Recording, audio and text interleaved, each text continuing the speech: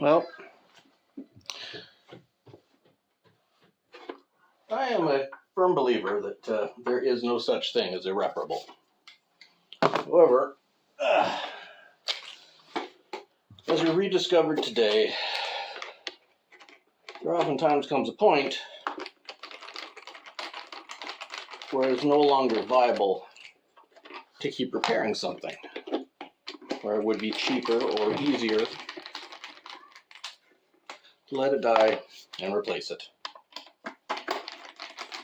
Unfortunately, that is what we discovered today. So, the young lady of the house who was working on this bike earlier, when we discovered that the motor we were replacing would not, the motor we were using to replace the previous would not fit, would not adapt, there was no way we could connect it without major reworking on the swing arm. Like cutting, welding, a lot of rewiring because it's a very old system and stuff didn't match up quite the way it's supposed to. So we discovered all that. We decided, it'd be cheaper and easier just to get a new bike.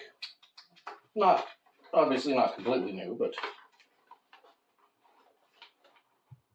replace the bike rather than fighting it. I made it 24 years. That is a good long age for a cheap Chinesian machine.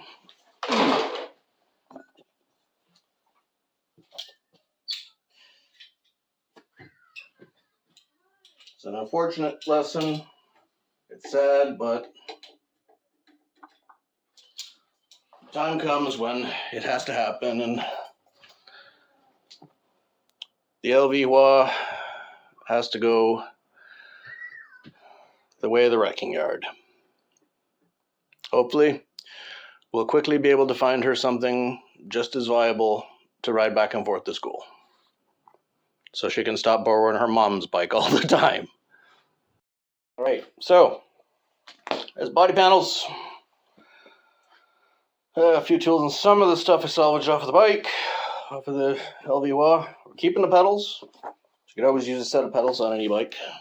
I don't know when you're going to need one. We're keeping the basket,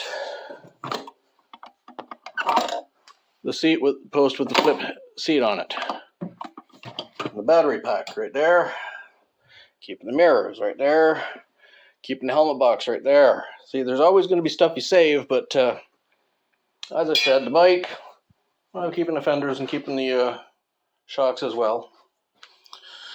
There's not much left of it. But as I said, the machine is 24 years old. It's had a good long life for a cheap Chinese e-bike. And,